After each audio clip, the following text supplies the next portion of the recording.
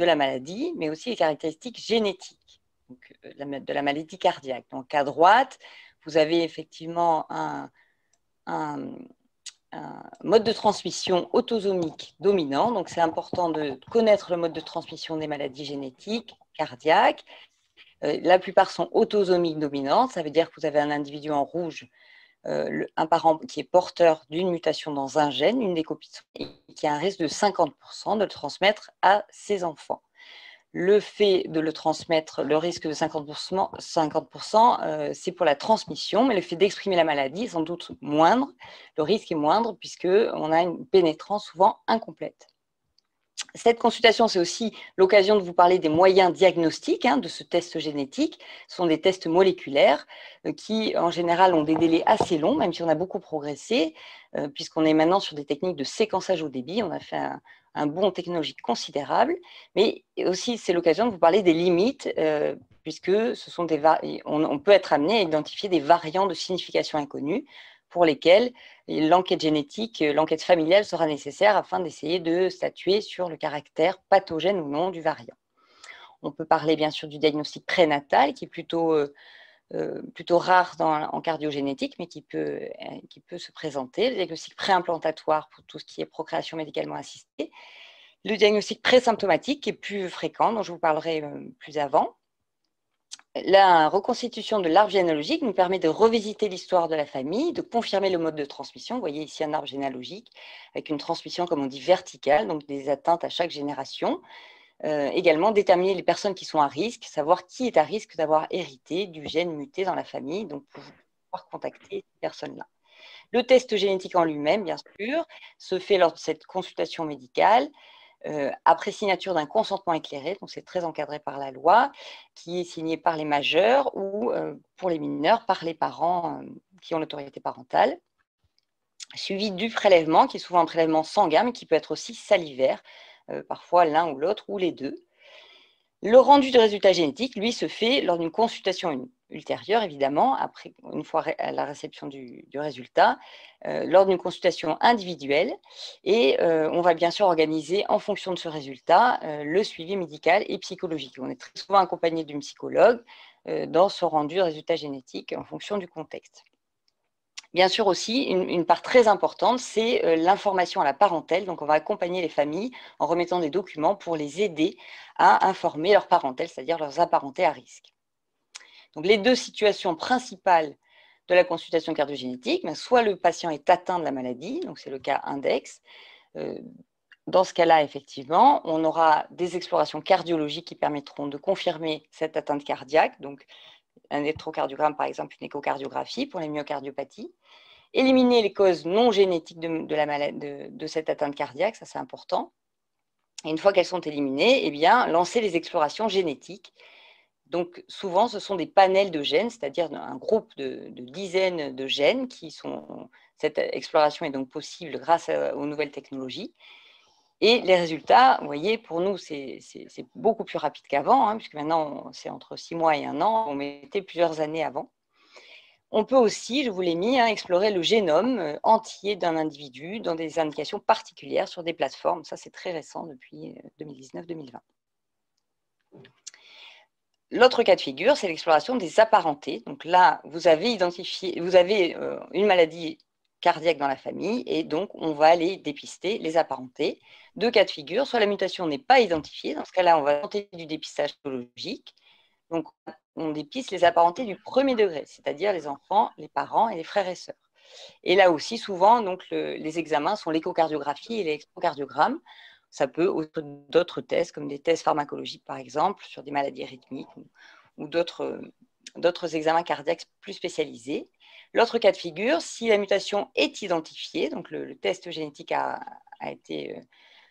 ramené une mutation, et dans ce cas-là, on peut faire le dépistage génétique. Là aussi, deux situations. Soit le patient est symptomatique, dans ce cas-là, on va aller directement au test, on va aller confirmer l'atteinte cardiaque par le test génétique.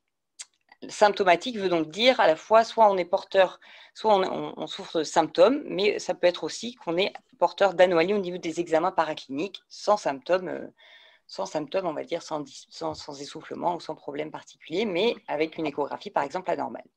En revanche, le patient asymptomatique, lui, c'est celui qui n'a pas d'anomalie aux examens et qui se porte parfaitement bien. Et dans ce cas-là, on a un protocole qu'on appelle le protocole de diagnostic présymptomatique, qui est donc très encadré au niveau législatif. Donc, bien sûr, le prérequis, c'est d'avoir trouvé une mutation dans la famille et d'avoir cherché qui était à risque. Et donc, c'est un protocole en plusieurs étapes, avec une première consultation d'information multidisciplinaire avec cardiologue, généticien et psychologue, suivi d'une période de réflexion qui peut être très courte, hein, d'un jour ou deux. Et là, la famille rappelle pour revenir sur une consultation et réaliser le prélèvement génétique, donc un premier prélèvement et un deuxième prélèvement qui peuvent être faits simultanément. Puis, une consultation de rendu de résultats, là aussi avec le trio, c'est important, cardiologue, généticien, psychologue, et bien sûr un suivi. Donc, le suivi va être cardiologique si le test est positif. S'il est négatif, bien sûr, on peut interrompre complètement le suivi cardiologique du patient et de ses descendants, et le suivi psychologique dans tous les cas possibles. Bien sûr, à tout moment, on peut arrêter la procédure. Alors, quel est l'intérêt de ce test génétique prédictif? Eh bien, c'est notamment de pouvoir instaurer des mesures préventives ou curatives. Donc ça, c'est le cas en cardiogénétique. Ce n'est pas le cas dans tous les domaines du présymptomatique. Et je vous ai mis le décret de 2003 qui nous permet justement de faire ce test prédictif chez les enfants parce que le texte de loi dit qu'on peut instaurer ces mesures préventives ou curatives. C'est dans ce seul cas qu'on peut dépister des enfants. Donc, je vous ai mis quelques exemples. On a une liste de médicaments contre-indiqués, notamment dans le syndrome du QT long, le syndrome de Brugada. On peut mettre en place un traitement par bêta-bloquant dans certaines pathologies, comme le QT long ou les TV catécholergiques. Bien sûr, surveiller les sujets à risque d'un point de vue cardiologique de manière plus resserrée, plus fréquente que si on n'avait pas identifié la mutation dans la famille. Mettre en place, bien sûr, des thérapies précoces sur des maladies débutantes comme des cardiomyopathies dilatées et également évaluer le risque rythmique pour bien pouvoir éviter effectivement des malaises, syncopes et voire pour l'implantation d'un défibrillateur au niveau ultérieurement. On peut également adapter le mode de vie au niveau donc, du sport et peut-être des métiers futurs, à voir au cas par cas, effectivement, hein, et puis en fonction de la pathologie cardiaque qui est concernée. Et puis, bien sûr, un suivi psychologique qui va s'en suivre du fait de ce test génétique prédictif. Et pour terminer, vous donnez donc quand même une information sur tout ce qui est modalité d'information à la parentèle. Donc, il y a 3 possibilités depuis le décret de 2013. Soit, bien sûr, c'est le patient qui informe sa famille. Donc, c'est le cas le plus fréquent et celui qu'on encourage le plus, bien sûr.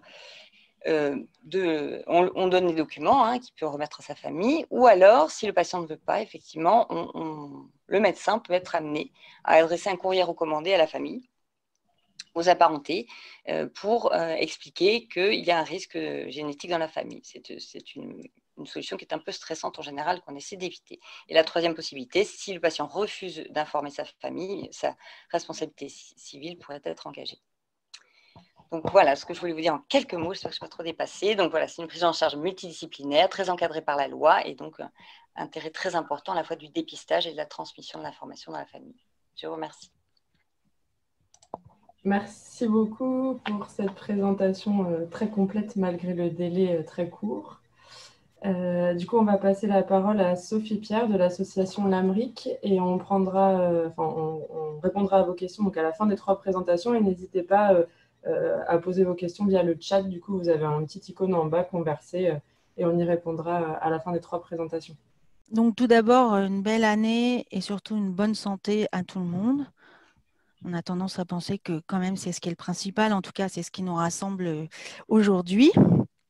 Donc, moi, je vais intervenir et après, s'il y a des questions à prendre en direct, il y a Françoise Pellissier, qui est la présidente de l'association, qui prendra des questions et notamment parce que moi, je vais devoir m'absenter avant la fin de la réunion. J'ai un enfant hospitalisé que ne peux joindre que de 18h à 19h.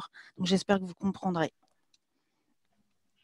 Alors, l'annonce du diagnostic, alors ici, je tiens à préciser que je vais présenter le point de vue et la vision du patient.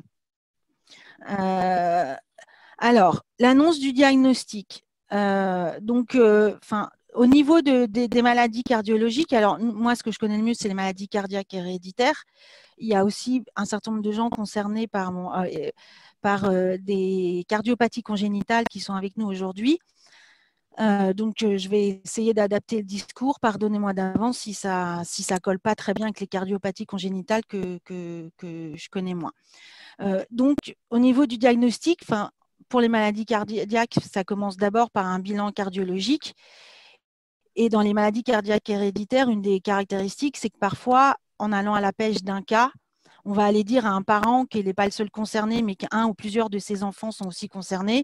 Ou à l'inverse, en diagnostiquant un enfant, on va aller expliquer à un des parents que lui-même est concerné et que peut-être un des autres enfants peut l'être aussi. Donc, c'est souvent pas un diagnostic, mais plusieurs diagnostics qu'on peut être amené à poser dans un temps très court.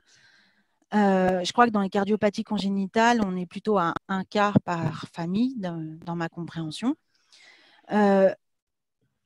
Pour les maladies cardiaques héréditaires, on va essayer, comme l'a dit le professeur Tambon, de faire de la prévention, mais ça reste des maladies dont on ne guérit pas.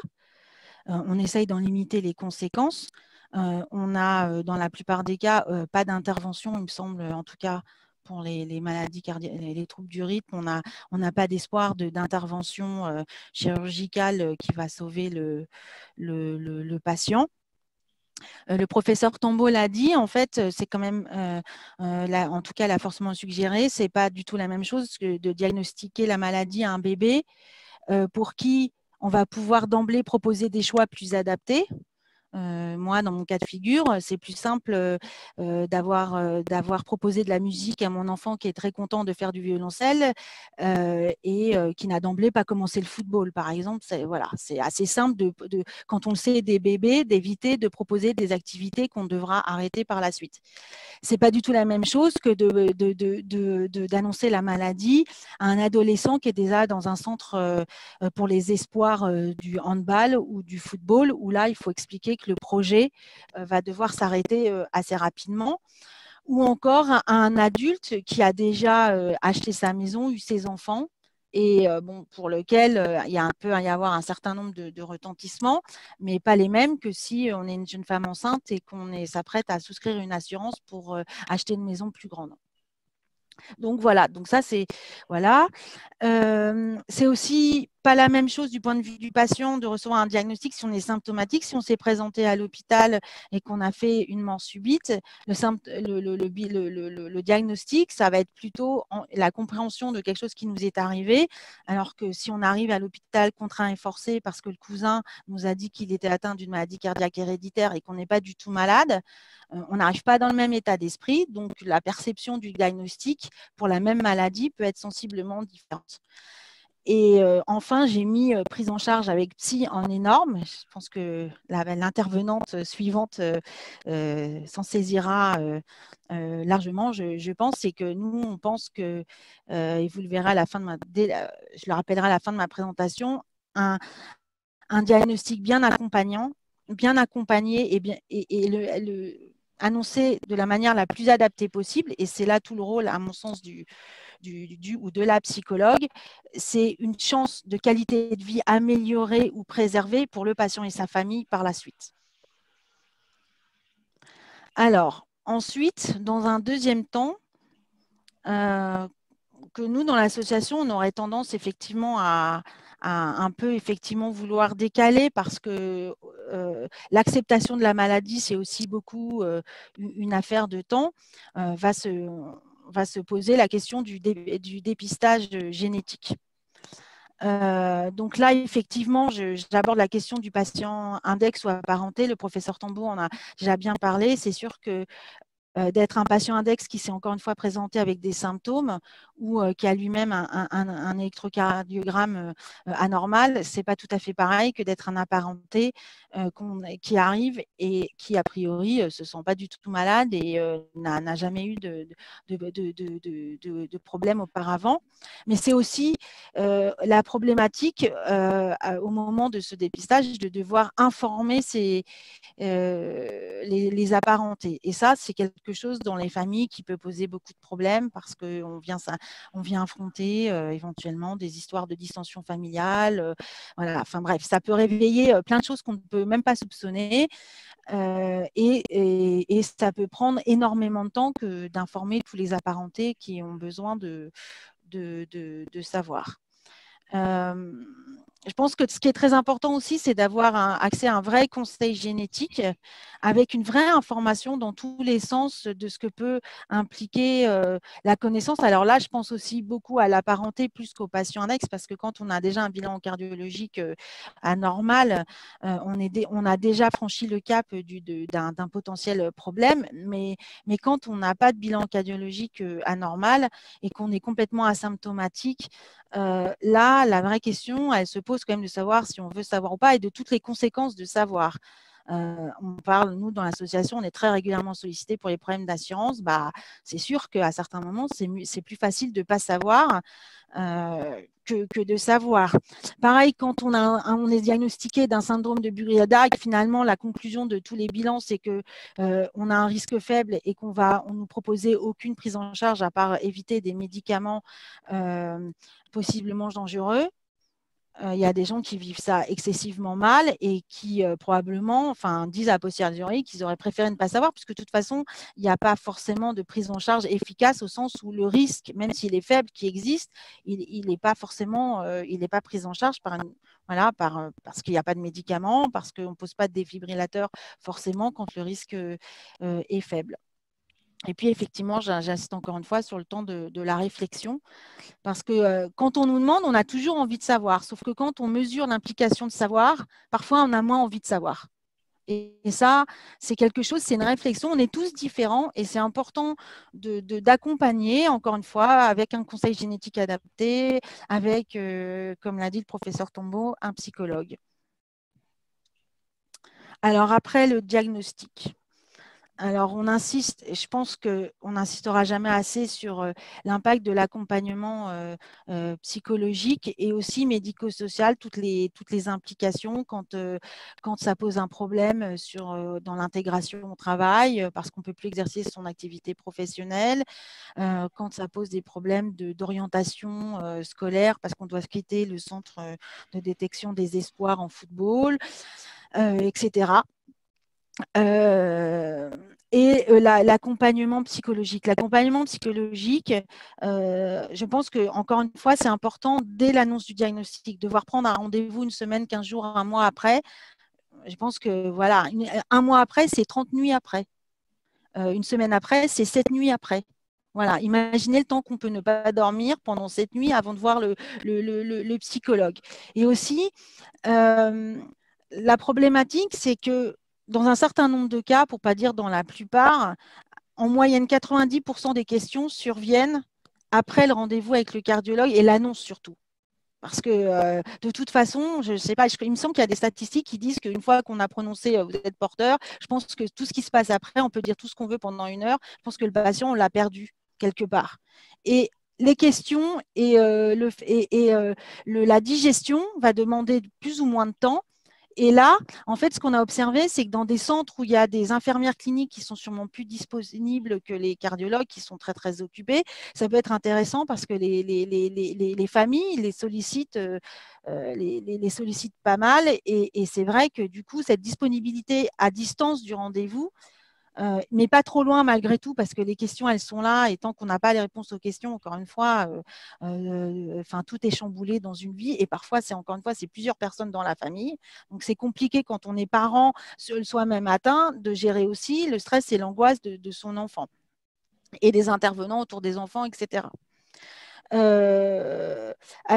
Effectivement, prise en charge cardiologique, ça c'est important de pouvoir être rassuré par un suivi, mais aussi de mesurer que l'incertitude et l'angoisse qui s'installent, plus ou moins grande, ça mine progressivement au point qu'aujourd'hui, dans l'association, on a des reculs de familles qui vivent ça différemment ou mal dans le couple, dans la famille, avec des familles où on se sépare, On a aussi d'autres cas où des frais, en fait, dans cette ambiance trop lourde, à distance, on déclare d'autres maladies, des cas d'anorexie, d'autres cas de dépression, etc. Et voilà, donc ça, c'est quelque chose qu'on mesure mal, mais qui existe et qui nécessite qu'on accompagne les familles le mieux possible, encore une fois, dès le diagnostic. Et ensuite, en termes de prévention, ce qu'on entend aussi dans l'association, c'est la nécessité aussi que la recherche pour le patient d'avoir une prévention efficace. Et c'est vrai qu'un bilan cardiologique uniquement annuel et pas de médicaments, etc., alors qu'on vient de nous dire qu'il y a un risque quand même s'il est faible, c'est compliqué parce que pour la plupart des patients, c'est pas une prévention efficace. En fait, le fait de juste pas prendre certains médicaments, voilà, ça suffit pas à gérer l'angoisse et l'incertitude pour certains. On n'est pas tous égaux devant le stress et l'angoisse, voilà. Et aussi, en termes, je pense notamment aux gens, aux patients du syndrome du QT long, par exemple, qui doivent prendre des traitements bêta-bloquants préventifs. Ce qu'il faut voir, c'est que quand on va chercher quelqu'un qui n'a pas de symptômes, qui était sportif, en bonne santé et tout, en fait, sa perception, c'est qu'il va à l'hôpital, il en ressort malade, et si on lui met un traitement bêta-bloquant qui le fatigue et qui l'empêche en plus de faire son sport préféré, alors là, en fait, on est dans le bénéfice perçu du traitement, mais catastrophique. Pas de bénéfice perçu parce qu'il ne percevait pas le risque et que des contraintes. Et ça, c'est aussi quelque chose, je pense, sur lequel on peut améliorer les choses. J'ai cru comprendre qu'il y avait quand même un certain nombre de choix de bêta-bloquants, de doses. Et parfois, on a encore, nous, des patients au téléphone qui sont complètement épuisés. Ils sont plus rendus malades par le traitement que par la maladie en tant que telle. Je pense que c'est quelque chose qui doit faire réfléchir. En tout cas, le ratio bénéfice et c'est le bénéfice perçu par le patient sur les contraintes que représente le traitement, par exemple, c'est quelque chose qui me semble indispensable à prendre en compte. Et puis, effectivement, le patient, après le diagnostic, il doit apprendre avec une maladie qui est invisible. Alors, c'est la maladie invisible, c'est bien dans un certain nombre de cas. Et aussi, quand on est fatigué tout le temps et que ça ne se voit pas et qu'on est sans arrêt dans une espèce de faux rythme, il y a des moments, ça peut être, par exemple, ça peut être compliqué et induire des difficultés qu'on ne soupçonne pas forcément. Et puis aussi vivre avec la peur de transmettre la maladie à ses descendants. Et quand c'est autosomique dominant, c'est une chance sur deux. Donc c'est énorme quand on n'a pas encore ses enfants de se dire qu'on a une chance sur deux de transmettre la maladie. Alors quand on la vit bien, voilà, mais quand on la vit mal, c'est vrai que c'est compliqué de se dire que nos enfants ont une chance sur deux de l'avoir. Voilà. Et donc, pour conclure, on est convaincu qu'un diagnostic bien accompagné, c'est une qualité de vie franchement améliorée pour le patient et sa famille. Merci beaucoup.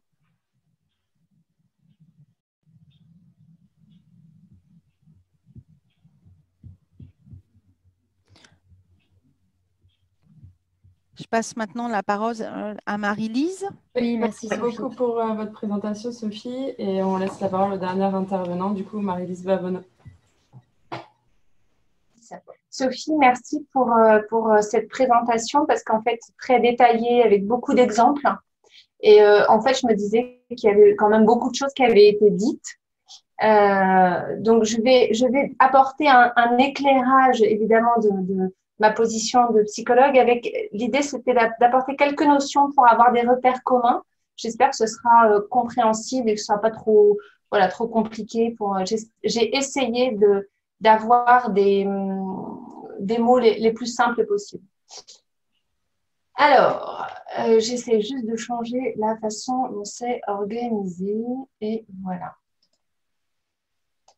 Et ça, c'est un peu plus simple parce que si je ne vois pas ma diapo, ça risque d'être compliqué quand même. Voilà. Alors, j'ai envie de vous parler très rapidement du diagnostic génétique, en fait, chez le sujet qui est atteint. C'est-à-dire qu'on a fait un diagnostic clinique déjà. Lui ressent ou pas des symptômes, mais la maladie, on lui a déjà annoncé. Et quand on fait un test génétique, en fait, on lui apporte une confirmation génétique. Et cette confirmation génétique, en fait, elle apporte une preuve tangible d'une maladie, comme disait Sophie, qui est invisible. Ça permet quand même cette preuve supplémentaire, parce que c'est très difficile de s'approprier un diagnostic quand on a, par exemple, très peu de symptômes, enfin, il y a vraiment des choses qui sont un peu évanescentes, un peu floues. Ça permet de s'approprier un peu plus le diagnostic et ça permet parfois d'améliorer l'observance de traitement. Sophie, je fais écho à ce que vous disiez au sujet justement que parfois c'est le traitement qui donne le sentiment d'être malade, puisqu'il ralentit, fatigue, et que cette preuve supplémentaire peut donner un argument pour observer un peu mieux le traitement. Alors, cette confirmation génétique aussi, elle nous fait débarquer sur une autre planète, celle de la transmission, et évidemment, ça questionne l'héritage. Qu'est-ce que j'ai reçu de mes ascendants? Qu'est-ce que je peux transmettre à mes descendants avec la naissance, souvent en tout cas, d'un sentiment de culpabilité autour de ce risque de transmission.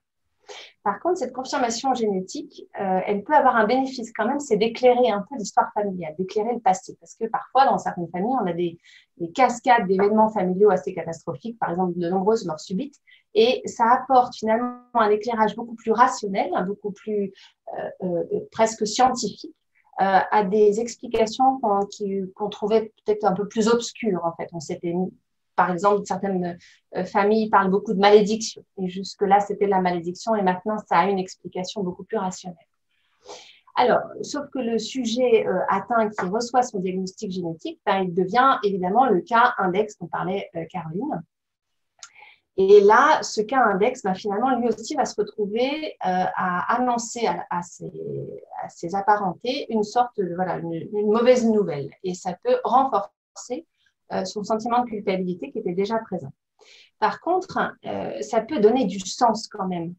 C'est-à-dire que lui, il peut se dire que annoncer à son entourage, ça peut permettre de protéger, parfois même de sauver certains membres de la famille. Et ce sens-là, il est très précieux.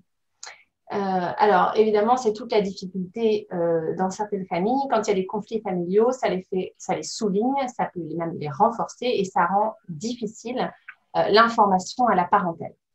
Donc ça, c'était pour le sujet qui avait déjà eu son annonce diagnostic clinique et qui a une confirmation génétique. Maintenant, parlons plus précisément des enjeux autour du test prédictif. Alors, on l'appelle tantôt présymptomatique parce que c'est avant les symptômes, ou prédictif. Alors ça, en cardiogénétique, on parle plutôt de prédiction. Alors, prédictif, ça veut dire qu'on accède quand même à un savoir sur l'avenir. Donc, on joue un petit peu aux apprentis sorciers. Ça répond à la tentation que tout un chacun peut avoir quand même depuis petit, de connaître son avenir. Et donc, comme ça lutte contre l'angoisse de l'inconnu, ça rassure de connaître un peu son avenir. Et en même temps, on peut se sentir soumis à la force d'une sorte de destin contre lesquels, en fait, on ne peut pas tellement s'opposer, parce que la mutation, si elle est là, elle est là. Et puis, si elle n'est pas là, elle n'est pas là, mais finalement, on n'a pas pu y faire grand-chose. Et puis, ce n'est pas parce qu'on a un résultat qui dit, par exemple, qu'on est porteur et qu'on sait ce savoir-là qu'on a tous les savoirs. C'est-à-dire qu'il reste des quantités d'incertitudes sur cet avenir-là. Et donc là, redéclenche des angoisses. Et finalement, le test, il y a une partie qui peut donner un sentiment d'être rassuré et de l'autre côté qui est angoisse. Et ça crée un paradoxe qui est souvent déstabilisant. On s'attendait, par exemple, pour beaucoup, ils s'attendent à être rassurés et en fait, ça déclenche des angoisses supplémentaires. Donc finalement, un test génétique, moi j'ai entendu beaucoup en consultation que c'était finalement, il ne fallait pas faire tout un drame et que c'était une simple prise de sang. Je suis d'accord pour qu'on ne dramatise pas, mais je voudrais bien qu'on évite la banalisation à outrance parce que ça ne permet pas de se préparer non plus de manière convenable. Et Sophie l'a rappelé, il y a vraiment, parfois, on est surpris de l'impact sur soi et sur la famille de ce résultat. Donc finalement, quel que soit le résultat, c'est-à-dire que bon ou mauvais, et même sans aucun symptôme, j'ai vu passer une question là-dessus, même sans aucun symptôme, eh bien, ça déclenche le simple fait d'être rentré en génétique et d'avoir fait cette démarche et d'avoir un résultat, ça provoque des réaménagements profonds, médicaux, psychologiques, familiales, sociales, existentiels même, la façon de se voir dans la vie. Donc, ça n'est absolument pas anodin. Dans ce contexte de consultation de protocole prédictif, à quoi sert la consultation psychologique? Parce que ça aussi, il y a eu des questions, pourquoi c'est là?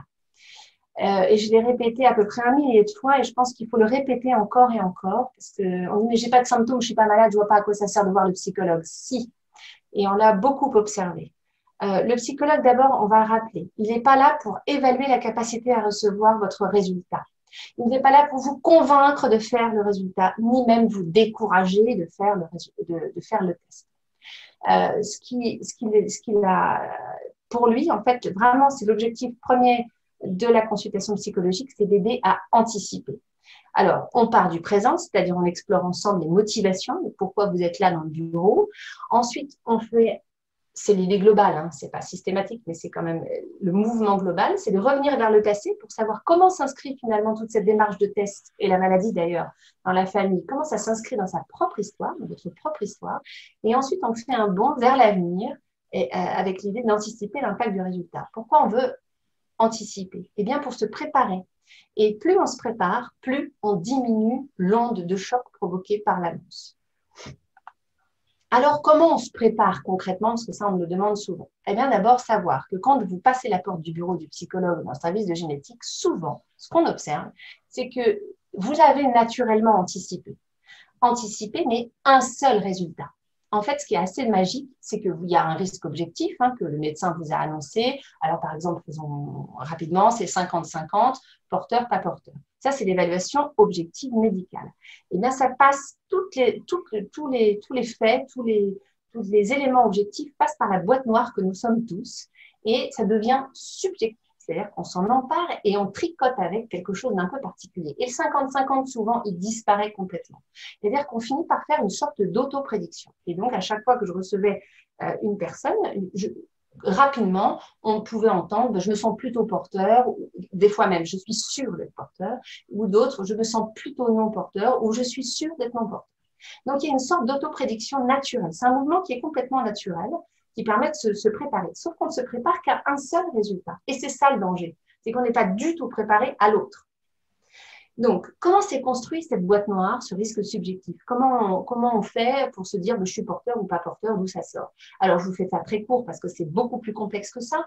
Mais par exemple, notre boîte noire, elle tient compte de quoi? Eh bien, de l'expression de la maladie dans la famille. C'est pas pareil si on a vu 50 personnes malades ou si on en a vu un comme ça très éloigné. C'est pas du tout le même impact sur soi. Ça dépend aussi de l'âge du début. Si par exemple, j'ai 40 ans et que tous les malades ont déclenché la maladie à 40 ans, je vais me sentir là beaucoup plus menacée. Ça dépend si ce sont globalement des femmes ou des hommes, si donc je suis un homme ou une femme. Voilà. Et puis les antécédents personnels. Finalement, oui, c'est vrai, j'ai ressenti quelques malaises il y a quelques temps.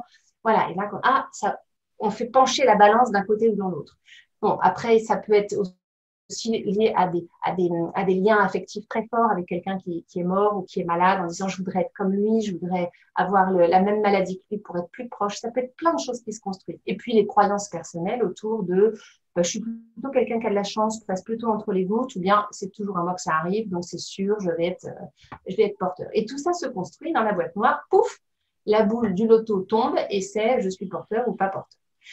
Sauf que le psychologue, il est garant de cette préparation au résultat.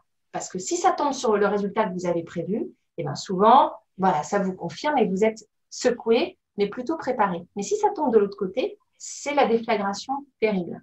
Donc, concrètement, on peut poser la question, c'est un petit exercice, quasiment, quand on fait un exercice en kiné, on se prépare sur le plan psychique, et moi, je formulais les choses comme ça en tout cas, c'est qu'est-ce que ça changerait pour vous si on vous apprenait que vous êtes porteur de la mutation? Et là, on tricote ensemble et la personne souvent se surprend même de ce qu'elle dit parce qu'elle n'avait pas forcément envisagé ça. Eh bien, qu'est-ce que ça changerait pour vous si on vous apprenait que vous n'êtes pas porteur de la mutation? Ah, ben ça, j'ai même pas envisagé que je ne pouvais pas être porteur. Ah oui, bon, voilà. Et ça remanie beaucoup, beaucoup de choses. Voilà l'exercice très concret. Alors, l'impact du résultat, l'impact de cette annonce de résultat du test, globalement, je vous fais ce qu'on a observé pour tous. De toute façon, on observe un soulagement, alors non pas tant du résultat, mais juste à sortir de l'incertitude. Parce qu'en vrai, attendre un résultat, être suspendu comme ça entre deux, c'est complexe, ça crée des tensions et beaucoup d'angoisse. Donc, sortir de l'incertitude, déjà, c'est un soulagement, quel que soit le résultat. Et puis, ce qu'on a observé aussi, c'est qu'on se remet plus vite et mieux de la déflagration, du choc de l'annonce quand on a anticipé le résultat. C'est pour ça qu'on vous embête un peu, parce qu'on m'a souvent dit, mais on nous embête à anticiper des choses, elles ne sont pas encore là, pourquoi on les anticipe? Eh bien, pour se préchauffer, justement. Alors, ce qu'on observe, je vous la fais vraiment très courte, c'est beaucoup plus, voilà, beaucoup plus subtil et vous avez tout un tas de réactions très différentes les uns les autres, mais on a vu quand même des familles de réactions du côté des porteurs. Alors, il y a quand même un côté de ce sentiment d'être protégé par la surveillance médicale qu'on peut éventuellement mettre en place, mais certains ont le sentiment quand même de débarquer sur la planète maladie, c'est-à-dire qu'en fait, il n'y a toujours pas de symptômes. Hein. 1 heure avant le résultat, vous n'avez pas de symptômes. 1 heure après, toujours pas de symptômes. Et pourtant, pouf, on peut se sentir malade. Ça peut déclencher des auto-observations anxieuses. Alors, on écoute son cœur, on prend son pouls, est-ce qu'on a fait un malaise? Donc, ça aussi, ça peut envahir un peu le quotidien. On peut avoir un sentiment de sursis. Et puis, il y a des répercussions concrètes, comme en parlait Sophie d'ailleurs, sur le plan professionnel, brusquement, ça peut s'arrêter. Les projets familiaux qu'on avait en tête, qui peuvent être en tout cas suspendus pendant le temps de prendre des décisions. Une activité sportive intensive et hop, qui va disparaître, alors qu'il y en a qui sont complètement accros, des loisirs qui vont changer, enfin, il y a des répercussions aussi même dans la réalité. Et puis, il y a le débarquement pareil, et même le renforcement, parfois, quand c'était déjà là, au risque de transmission, soit parce qu'on s'apprête à avoir des enfants, comme disait Sophie, et là, c'est « mais qu'est-ce que je fais de ça ?» En conscience, comment je peux, alors que je sais que je prends un risque de transmission pour les enfants, est-ce que je peux décemment donner naissance à un enfant? C'est des questions qui sont très, très lourdes à porter pour les couples. Et puis, le risque de transmission, quand on regarde ces enfants qui sont déjà là, en disant, mais qu'est-ce que je vais faire de ça? Et qui de mes enfants va être porteur, pas porteur, etc. Donc, ça fait des nuits qui peuvent être un peu courtes, comme disait Sophie. Pour les non-porteurs, on s'est dit, chouette, c'est une super nouvelle. Au moins, cela, c'est fait. On peut même limite faire ça en 5 minutes. Attention, parce qu'on a vu, alors évidemment, on ne va pas dramatiser, le soulagement, il est encore plus fort pour les non-porteurs, évidemment, parce que, 1, on est sorti de l'incertitude, et 2, on est sorti aussi de la planète maladie pour soi et aussi pour sa descendance. Donc là, soulagement plus. Mais on a des réactions totalement inattendues, et on ne s'y attendait pas, voilà, c'est vraiment quelque chose qui a surpris à la fois le corps médical, même les psychologues au départ, hein, quand on a commencé il y a plus de 20 ans, et même les patients se surprennent de ça, c'est que des fois, quand on a imaginé que pendant 15 ans, on allait de toute façon déclencher la maladie comme maman ou comme papa, et là on nous dit, non, il n'y a pas la mutation, ça veut dire qu'il va falloir guérir du risque. C'est-à-dire je suis à risque depuis 15 ans, et là on me dit que je ne suis plus à risque. Bon, c'est très étrange parce qu'il faut vraiment changer quelque chose de la perception de soi. Puis on peut avoir un sentiment de déloyauté assez curieux par rapport à tous les autres membres de la famille. On regarde, on est à table 12. Bon, on n'est plus 12 en ce moment avec le coronavirus, mais nous sommes 6 à table, donc, et que là, autour de la table, il y en a, je ne sais pas, 4 sur 6 qui sont porteurs ou même déjà malades. Et là, nous, on échappe à ça et on ne se sent pas très bien par rapport à ça. On est encore légitime même à parler qu'on va bien. Ça provoque plein d'autres choses. Et puis parfois même, jusqu'à l'extrême, un sentiment vraiment d'exclusion de la filiation en disant, depuis la nuit des temps, il y a plein de gens qui sont malades et moi, j'échappe à ça et je ne me sens plus dans la famille. Donc, il y a des réactions qui ne sont pas si simples. Alors, je ne dis pas que ça, c'est dans le marbre. Ça veut dire que tout ça, c'est un moment qui est transitoire. Et c'est important de se souvenir quand même qu'on ne reste pas là-dedans. C'est transitoire. Alors, je veux justement parler de l'annonce. C'est-à-dire que quelle que soit l'annonce, que ce soit l'annonce du diagnostic de la maladie pour un patient qui a des symptômes, l'annonce d'un risque quand d'un coup on dit aux apparentés qui n'ont pas du tout de symptômes, il y a la maladie dans la famille, ou bien l'annonce d'une mutation génétique, quand on annonce le résultat à quelqu'un qui est toujours asymptomatique, quelle que soit l'annonce en fait, c'est une révélation. Révéler sur le plan étymologique, ça veut dire lever le voile. Et finalement, cette révélation, elle lève le voile et elle fait connaître ce qui était caché, secret. Et cette rencontre avec cette réalité qui était jusqu'ici secrète provoque une onde de choc. Elle nous confronte aussi, en plus notamment en matière de maladie, à nos propres limites, à nos propres vulnérabilités, ou même à un sentiment d'impuissance. Donc, ça n'est pas du tout anodin.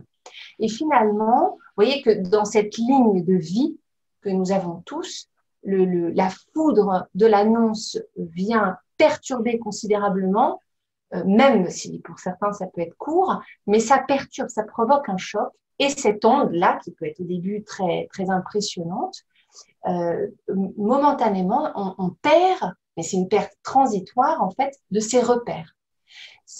Et ça peut même aller jusqu'à perturber le sentiment de continuité. C'est qui suis-je maintenant que je sais ça sur moi?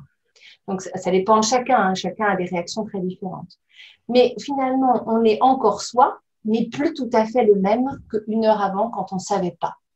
Donc voilà, cette perte transitoire des repères, alors heureusement elle est transitoire, mais elle peut être très importante, même quand c'est un bon résultat.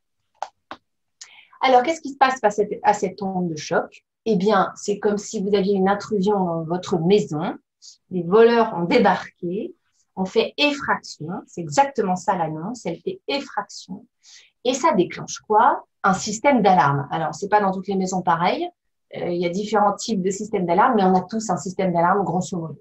Donc, ça déclenche un système d'alarme et ça met en route quoi?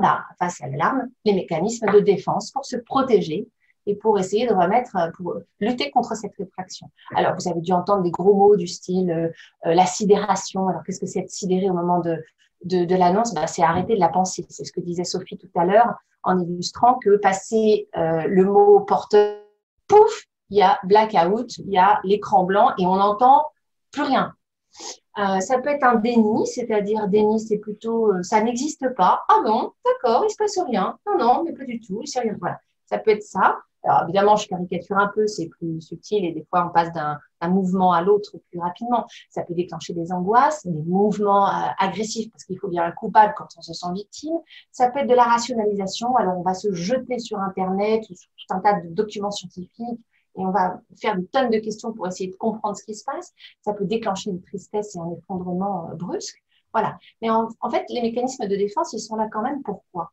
Eh bien, pour tenter de réagir à cette effraction, c'est-à-dire reconstruire son puzzle intérieur. En gros, la foudre est tombée et elle a bazardé votre puzzle à l'intérieur. Les repères qu'on a, la croyance qu'on a dans la vie, tout son socle, ses fondations de certitude par rapport au monde et par rapport à soi sont bousculés. Le puzzle est éparpillé.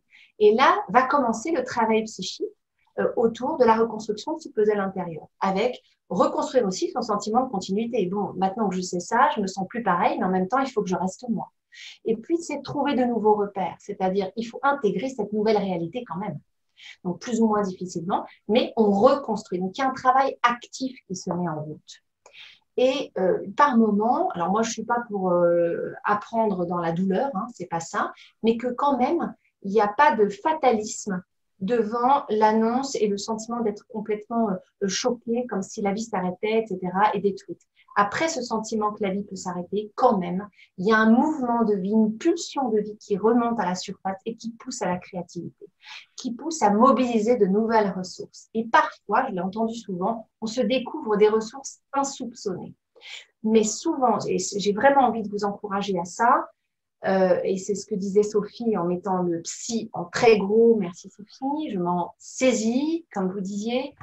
L'idée, c'est quand même de ne pas rester seul. Parce que le travail psychique pour reconstruire son puzzle intérieur, je ne sais pas si vous avez fait déjà des puzzles de 3000 pièces, mais ça peut être long et ça peut être compliqué et il peut y avoir des micmacs un peu décourageants. Ce qui fait que si vous avez un œil extérieur qui prend un peu de recul et vous aide à remettre en ordre le puzzle, ça va, vous allez gagner du temps, de l'énergie et donc voilà, tout ça va contribuer à l'amélioration de la qualité de vie dont parlait Sophie.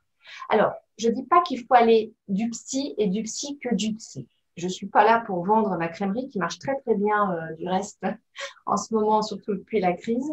Non, l'idée, c'est que vous puissiez trouver vos propres ressources. On a vu que la ressource psychologique était une ressource vraiment fiable et aidante parce qu'on est vraiment dans un endroit où les psychologues vont comprendre ce que vous vivez sans que vous ayez à censurer en disant si je parle à mon mari et que je lui dis que je suis complètement démolie, il va s'inquiéter, donc je ne vais pas lui dire ça. Vous censurez. Alors qu'au psy, vous pouvez lui dire que vous êtes démolie. Il n'est pas embarqué dans la même histoire que vous. C'est pour ça qu'il peut vous accompagner correctement. Mais vous pouvez trouver aussi, vous appuyer sur les associations, sur les groupes de yoga, sur, je ne sais pas, peu importe ce que vous trouvez, parfois des activités artistiques ou même de la spiritualité, peu importe, tout ce qui vous aide est bon, mais l'idée, c'est de ne pas rester seul. C'est vraiment quelque chose de pouvoir demander de l'aide et s'appuyer sur l'extérieur, c'est vraiment précieux pour reconstruire son puzzle intérieur. Voilà ce que j'avais envie de vous dire. Donc, la conclusion, elle est assez simple. Je crois que les messages sont passés, c'est-à-dire quelle que soit l'annonce, bah, ça provoque des réaménagements, mais c'est possible de réaménager, heureusement. Que quand on dit qu'il n'y a pas besoin de psy au moment du test génétique, alors ça, je m'insurge, c'est faux. Vraiment, pour avoir travaillé plus de 15 ans là-dedans, je vous assure que plus on anticipe, plus on s'est échauffé avant un marathon, moins il y a de claquage. Voilà, c'est juste mathématique comme ça, si on peut prendre cette image un peu simple. Et puis, c'est important de reconnaître cette dimension psychique parce qu'on parle du cœur comme d'un organe, mais on n'est pas que un cœur, on est tout un système. On a soi et puis on a tous ceux qui nous entourent. Et c'est pour ça que Claire-Cécile Michaud, qui n'est pas là aujourd'hui, mais qui se joint évidemment à moi, disait que dans une famille, finalement, une maladie, je vais dire en général d'ailleurs, et a fortiori la maladie génétique, finalement, concerne tout le monde, même si c'est à des places différentes. Voilà. Et donc, l'idée, c'est d'être le plus possible accompagné pour vous accompagner à retrouver vos repères dans votre monde d'après, c'est-à-dire après l'annonce. Voilà, je vous remercie.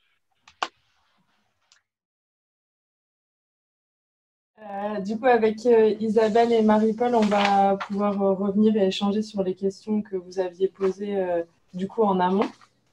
Je ne sais pas si vous voulez commencer, Isabelle, du coup. Oui, alors, vous m'entendez là? J'ai mis le son? Oui.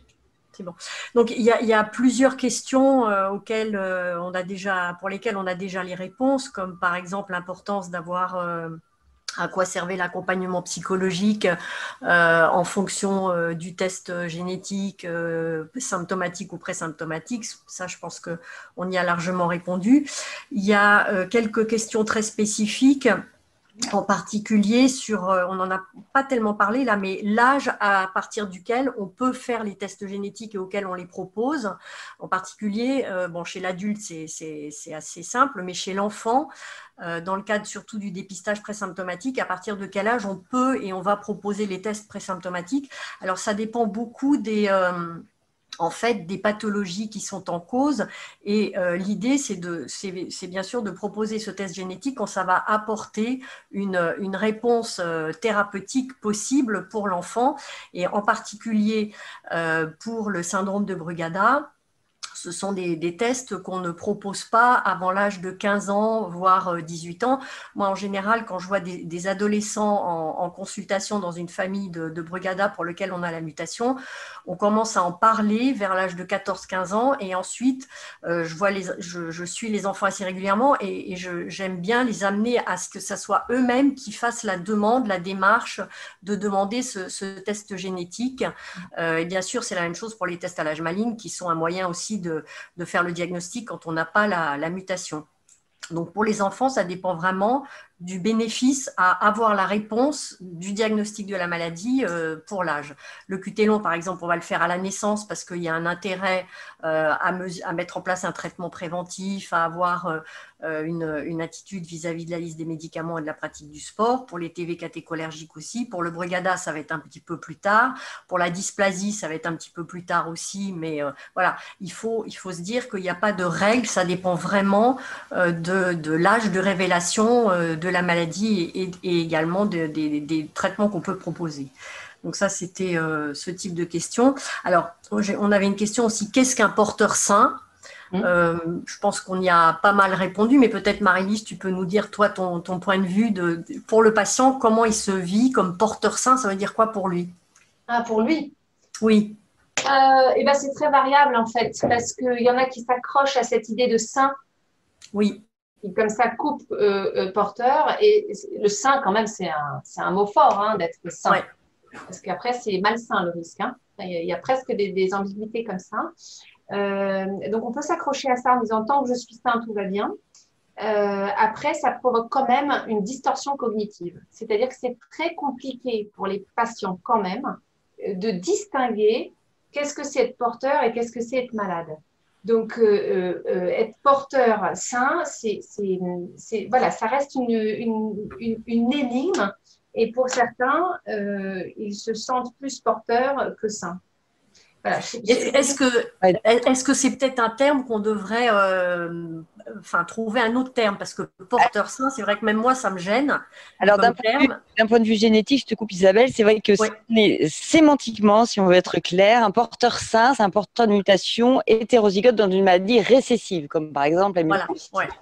Donc, ce n'est pas trop le cas en cardiogénétique. Exactement. Donc, c'est peut-être un terme qu'on ne devrait pas utiliser. Non, normalement, on ne peut pas l'utiliser. Après, les gens le comprennent mieux, mais effectivement, un porteur sain, c'est vraiment un porteur d'une mutation qui n'exprimera jamais la maladie, puisqu'il y a besoin d'une autre mutation du conjoint, on va dire, pour exprimer la maladie. Voilà. Caroline, tu dis justement qu'il n'exprimera jamais. Or, la plupart des gens qui disent « je suis encore porteur sain », ça veut dire qu'en fait, ils se trouvent dans la situation d'être « je n'ai pas encore déclaré la maladie ». Ils ne l'entendent pas comme jamais. Donc, c'est… Oui, mais c'est pour dire, effectivement, c'est une manière d'exprimer les choses, mais c'est vrai qu'un porteur sain, ça ne s'applique pas aux maladies cardiaques. Voilà, donc c'est un terme qu'on ne devrait peut-être pas utiliser. Non. Finalement. En fait, ce que je voulais te dire tout à l'heure, j'étais un peu surprise par la question, c'était que souvent, ce qui se passe, c'est que dans le mot sain, il y a vraiment l'idée de malsain au sens d'être abîmé. C'est sain ou c'est vraiment abîmé. Et je pense que ces porteurs-là, en termes du terme, ça induit quand même des représentations qui ne sont pas saines. Donc peut-être on pourrait voir avec le monde qu'il y a autour de la table, si on peut se le dire comme ça, trouver de nouvelles sources d'inspiration pour trouver peut-être une autre formulation que porteur sain. C'est pas simple quand même comme terme. C'est pas simple. Enfin, c'était une question qui nous a été adressée. Qu'est-ce qu'un porteur sain? Et je pense que derrière, il y a toute la perception de qu'est-ce que ça veut dire, à quoi ça correspond, etc. Porteur asymptomatique. Oui. Ça, c'est dans le cadre des maladies qui nous intéressent, c'est pour les personnes qui sont porteuses de la mutation, mais qui n'ont pas d'expression de la maladie quand on fait des examens cardiologiques et qui n'ont pas de symptômes, qui ne se plaignent pas de symptômes particuliers. Mais c'est vrai que le problème… Alors, j'ai très envie de… Asymptomatique, ça paraît plus Oui, juste. bien sûr, c'est beaucoup plus précis. Sauf que moi, ce que j'ai rencontré en consultation, c'est que les gens disaient « j'ai compris ce que c'était que porteur asymptomatique », mais les gens qui ne connaissent pas les maladies génétiques, ils ne comprennent rien à ce que je dis. Asymptomatique, ça ne veut rien dire. Donc, ils disent « bon, pour aller plus vite, je dis que je suis porteur sain ». En même temps, il y a une espèce de saisissement en disant « je suis sain » ou éventuellement abîmé ou malsain. Donc, ils sont coincés. Mais c'est plutôt dans l'idée de transmettre l'information aux gens qui ne connaissent pas tout ça quand ils vont à l'annoncer. Alors, peut-être une précision pour le professeur Rouric Tambo, c'est une question qui nous était posée sur comment est-ce qu'on peut faire pour réaliser un test génétique, vers qui s'adresser. Alors, je pense que j'ai à peu près répondu, j'imagine, à la question. Voilà, au sein d'un centre de référence de compétences, avec cette approche multidisciplinaire. C'est toujours au cours d'une consultation médicale, c'est important. C'est pas un test biologique qu'on fait effectivement dans le laboratoire du coin, de la rue. Et pour toutes les raisons qu'on a évoquées, et aussi pour les raisons, comme je vous disais, un peu législatives, c'est-à-dire la signature du consentement qui doit être éclairée, le patient qui doit être informé. Voilà, donc s'adresser à un centre, et effectivement, il faut une personne, un médecin qui ait des connaissances en génétique, idéalement génétique. C'est ça. Avec donc les coordonnées qui peuvent être trouvées sur le site de la FIL. En fonction de la FIL, tout à fait. Les centres oui, tout à fait. Il y a ce maillage avec les centres de référence et de compétences. En général, dans tous les CHU, on va dire, de France, on peut essentiellement là faire des tests génétiques avec les équipes. On avait une question aussi, puis-je avoir le résultat de mon test génétique? Bien sûr, bien sûr. Oui. C'est idéal, oui. Mais c'est même obligatoire. Même obligatoire, absolument. Donc ça, il faut bien sûr, les patients, à partir du moment où ils font la démarche de faire ce test génétique et qu'ils signent un consentement, bien sûr, ils se doivent d'avoir le résultat. Et c'est important de pouvoir garder les coordonnées des patients parce que parfois, il y a un délai qui est important entre le moment où on fait les tests et où on a les résultats. Et il faut quand même trouver un moyen pour avoir les coordonnées des patients et pouvoir les recontacter, même si c'est plusieurs années après, passer par le médecin traitant, etc. Mais c'est effectivement important que les patients puissent avoir les résultats. Alors là, il y avait une question sur le chat, je pense, relative à vos explications sur l'organisation de la consultation pour les demandes de tests présymptomatiques. Donc, comment est vécu le délai d'attente après la première consultation, donc d'explication, et avant la réalisation du test génétique? Là, c'est une très bonne question. Donc ça vient d'une enquête d'ailleurs qui était faite chez vous à la Pitié. L'enquête Prédict, qui était très intéressante et à laquelle on a participé à Bordeaux, et qui disait que globalement, les gens n'étaient pas très pour, si j'ai bien retenu, ce délai finalement, de réflexion. De réflexion, voilà. Et c'est vrai qu'en cardiogénétique, par rapport encore une fois à d'autres spécialités comme la neurogénétique, où il n'y a pas les mêmes implications thérapeutiques, les gens souvent disent, vous savez, on a bien réfléchi, on sait que c'est important pour la famille, on veut mettre en place les mesures de prévention, pourquoi il faut revenir une deuxième fois, et d'autant plus effectivement en fonction des centres. Et nous, par exemple à Bordeaux, on draine effectivement le Grand Sud-Ouest. Quand les gens viennent de Pau, de Bayonne, ont déjà attendu quelques semaines ou mois la consultation, c'est compliqué de les faire patienter. Donc, on est un peu au cas par cas, nous, à Bordeaux. C'est vrai que pour tout ce qui est là où on garde ce délai indispensable, c'est pour les enfants. Pourquoi ? Parce que souvent aussi, il faut savoir qu'il n'y a pas toujours le parent non porteur qui vient à la consultation. On fait en sorte qu'il y ait les deux parents, ça c'est important, parce que souvent, d'abord au niveau légal, il faut signer le consentement par les deux parents. Et c'est vrai que parfois, c'est seulement le parent d'où vient l'anomalie génétique qui se sent le plus concerné. Et finalement, l'autre parent n'est pas très informé. Et quand il vient à cette première consultation, finalement, il découvre un peu les choses, les implications, tout ce dont on a parlé, cette anticipation. Et c'est vrai qu'on aime bien que cette famille réfléchisse, reparte, discute avec l'enfant et revienne dans un deuxième temps. Donc ça, on l'impose assez relativement. Mais c'est vrai que des adultes, des gens qui ont déjà eu des enfants, qui ont vraiment bien réfléchi, qui connaissent la maladie dans la famille, on a tendance à peut-être on propose ce délai, mais c'est vrai on peut prélever sur la première consultation.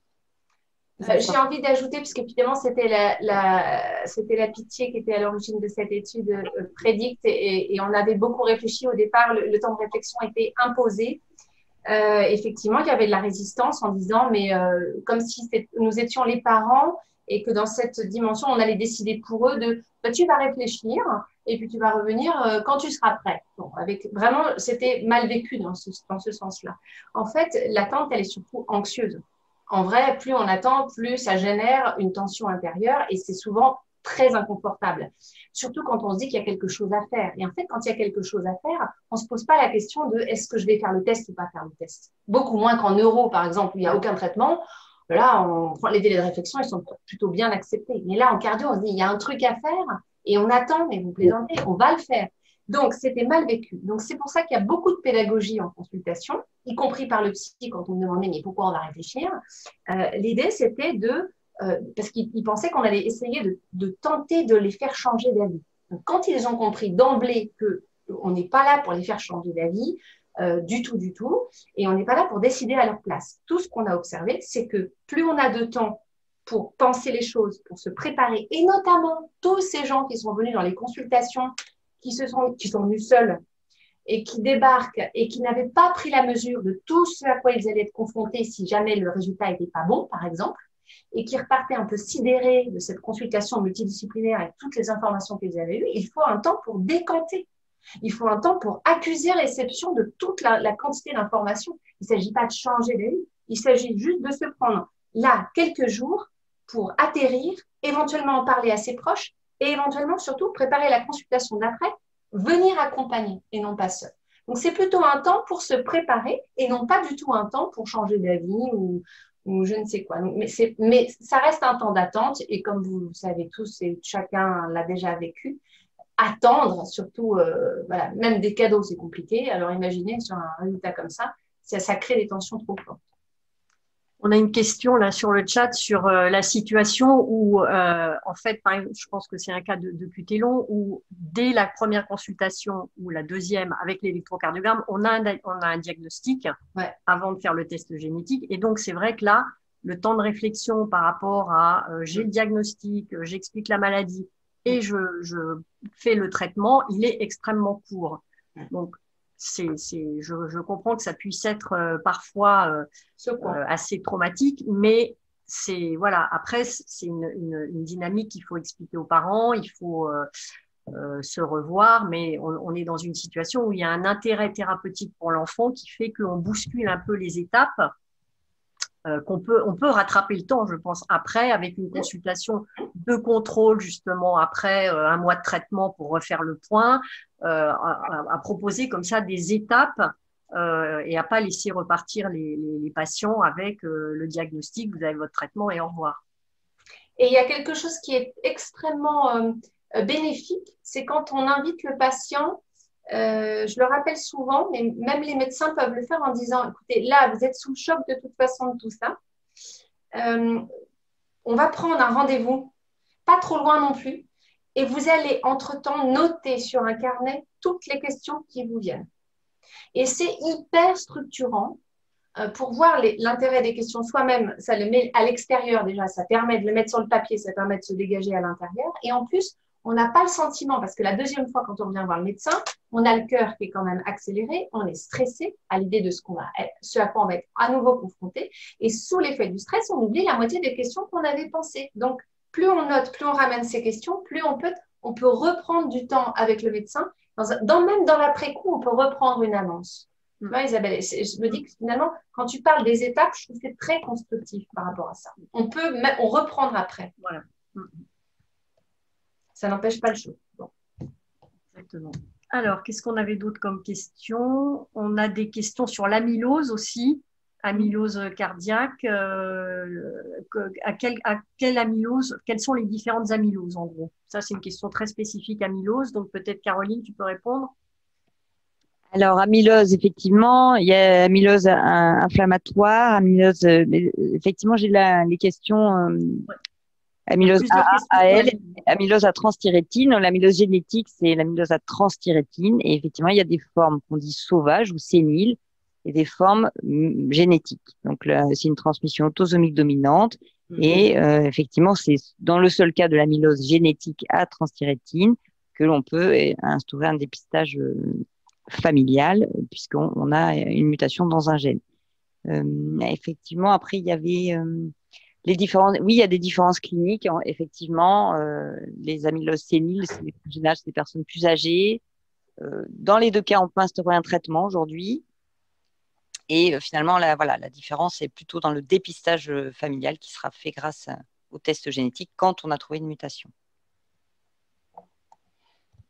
Dans le chat, effectivement, il y a aussi, dans la population générale, est-ce qu'il y a beaucoup de porteurs génétiquement de maladies asymptomatiques et de plusieurs maladies à la fois? Alors oui, on est tous porteurs, on va dire, d'une dizaine de gènes, mais récessifs, comme je disais au début, c'est-à-dire qu'à eux seuls, ils ne font rien, mais si on a une deuxième mutation au niveau du conjoint, on peut voir apparaître une maladie autosomique récessive. Donc, on dit qu'on en a une dizaine par individu. Après, la fréquence pour les maladies cardiaques, ça dépend des maladies. La myocardiopathie hypertrophique est assez fréquente. Ce n'est pas une maladie rare, c'est 1 sur 500. En revanche, le QT long est vraiment une maladie rare, c'est plus rare. Et en fonction des formes du QT long, le syndrome de Brugada aussi. Voilà, ça dépend Donc, le porteur hétérozygote va dépendre aussi de la fréquence de la maladie, vice-versa. On a une question aussi sur le chat qui concerne justement la transmission de l'information génétique dans la famille. Je suis atteint d'un syndrome de Brugada et porteur de la mutation. Mon frère n'a pas voulu faire le test. Est-ce que je dois informer ses enfants? Comment je peux le faire? Enfin, c'est des cas où effectivement il y a des conflits familiaux et où c'est difficile à la personne diagnostiquée de communiquer avec le reste de sa famille pour que les apparentés puissent faire le test. Oui, alors effectivement, il faut que les enfants soient majeurs. S'ils sont majeurs, on peut sauter l'étape du frère, on va dire. Mais tant que les enfants ne sont pas majeurs, c'est le père qui décide, effectivement. Mais la tante, donc, peut s'autoriser à contacter les enfants de son frère. Oui, ils sont majeurs, oui, tout à fait. Et après, effectivement, on peut, pour le Brugada, sachant que le test génétique n'est pas toujours très rentable, proposer un électrocardiogramme aux enfants, on va dire. Ça sera quand même déjà une bonne chose. Mais là aussi, hein, s'ils sont mineurs, il faut quand même passer par le compliqué, ouais. S'ils sont mineurs, c'est compliqué. La mère, pour le coup, là, il ne faut pas signer de consentement pour un électrocardiogramme. Donc, non.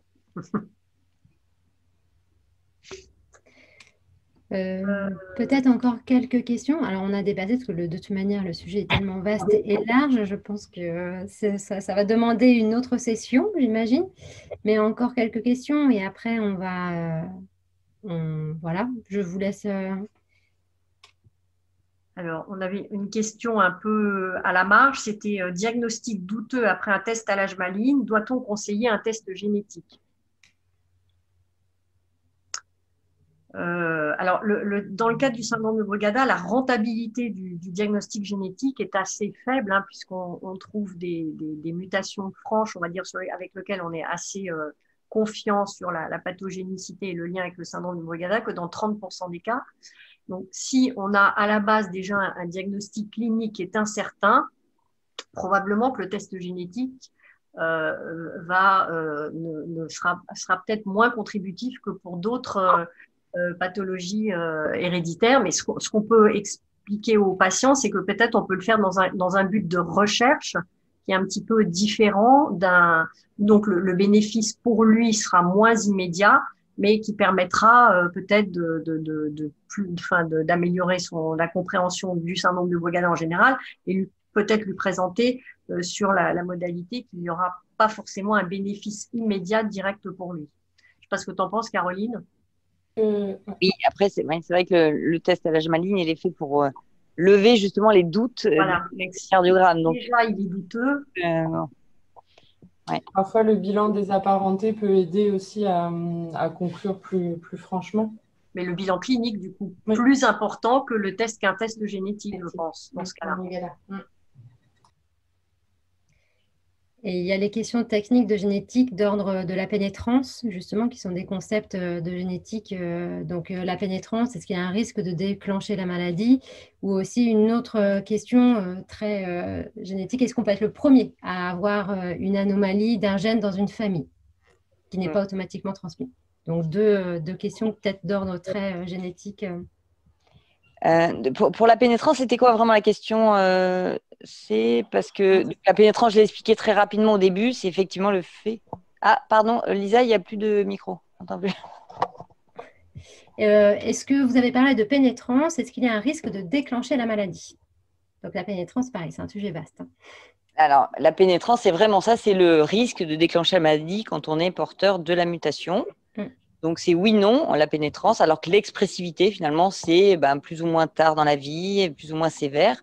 Donc, pénétrance, c'est oui, non. Donc, on peut ne pas, on peut. Donc, effectivement, la pénétrance est plus ou moins complète, on dit, d'une maladie à l'autre. Dans les myocardiopathies, elle augmente avec l'âge. Donc, plus on avance en âge, plus on a un risque de développer la maladie si on est porteur de la mutation, évidemment. Si on n'est pas porteur, je ne sais pas si je réponds bien. Et la deuxième question, c'était sur... Peut-on être le premier de sa famille à développer une anomalie dans un gène? Mais une bonne question. C'était votre réponse et je vois que certains ont déjà répondu aussi sur le chat. Bon, je ne sais pas s'ils ont répondu, mais en tout cas, effectivement, très souvent, ces maladies sont transmises de génération en génération. Mais bien sûr qu'on peut avoir une mutation de novo, un accident génétique, mais il n'y en a pas trop en cardiogénétique. Enfin, il y en a, oui, dans des maladies, la TV catécholergique un peu plus, la dysplasie rythmogène du ventricule droit, mais c'est vrai que les cardiomyopathies, les QT longs sont très souvent transmis. Mais voilà, s'exprime ou s'exprime pas. Alors le saut de génération, on n'en a pas parlé. C'est un peu un abus de langage aussi, mais qu'on peut comprendre. Hein. Le gène, il ne saute pas une génération, d'accord? Il se transmet ou ne se transmet pas. Si on n'est pas porteur, on n'a aucun risque de le transmettre à ses enfants. En revanche, la maladie, elle s'exprime ou elle ne s'exprime pas. Donc souvent, on dit ça a sauté une génération. En fait, le gène n'a pas sauté de génération, mais la maladie s'est exprimée ou ne s'est pas exprimée. Voilà, en tout cas, ça rassure complètement les familles. Quand on n'est pas porteur de la mutation dans le gène, on n'a pas de risque de transmettre, il n'y aura pas de saut de génération. On a une question aussi sur l'annonce de la pathologie qui aurait été faite par courrier et avec un résultat par courrier. Donc ça, c'est sûr que on a vu toute l'importance d'avoir, au moment du résultat, d'être accompagné, de pouvoir discuter d'avoir un encadrement psychologique, de revoir la généticienne, de voir le cardiologue. Donc, ça me paraît très, très important que ces résultats soient vraiment remis au cours d'une consultation et pas par courrier. Le courrier, on envoie pour dire que l'on souhaite un rendez-vous pour communiquer les résultats, mais pas les résultats par courrier. Ça, c'est... Tout à fait. Ouais.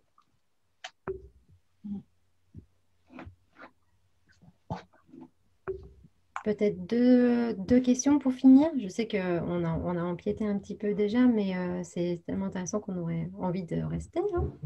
Mais je ne sais pas ce que la probabilité mutation de novo, je pense que c'est d'une complexité folle et que la probabilité, elle est très difficile à appréhender et qu'elle peut diverger en fonction des personnes. Enfin, c'est lié à la réplication de l'ADN et c'est une analyse, enfin, il y a un calcul statistique en fonction des 3 milliards de bases et de la réplication de l'ADN et des régions.